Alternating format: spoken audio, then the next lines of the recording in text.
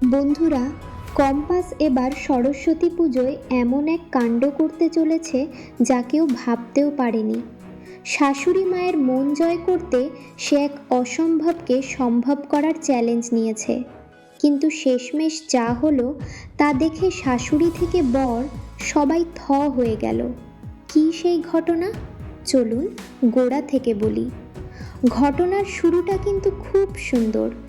আমাদের কম্পাস ঠিক করেছে এবার পুজোয় মাটির প্রতিমা নয়, সে নিজের হাতে রবর দিয়ে ঠাকুর বানাবে। ভাবা যায়? তার বর বিহান তো এটা শুনি খুশি। বিহান চায় তার মা অর্থাৎ ঋতুজা দেবী দেখুক যে তাদের বাড়ির বৌমা কত গুণের।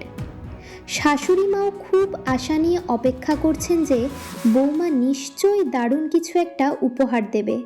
বাড়িতে খুশির হাওয়া বইছে, কিন্তু সব ভালোর মধ্যে একটা ভয়ের ব্যাপার আছে। কম্পাসের এই ভালো কাজ পণ্ড করতে বাড়িতে ঢুকে পড়েছে দুই বিপদ।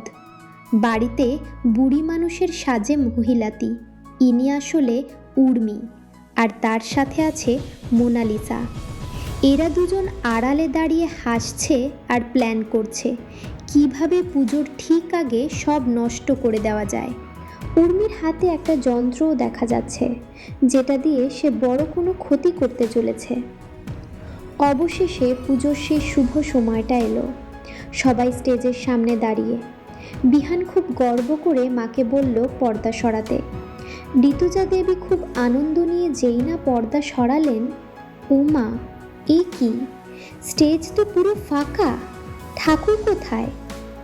মায়ের মুখের হাসি নিভে গেল। তিনি অবাক হয়ে বললেন, এটা তো খালি। আর মায়ের এই অবস্থা দেখে বিহান রাগে ফেটে পড়ল। সে চিৎকার করে উঠল, এটা কি হচ্ছে কম্পাস?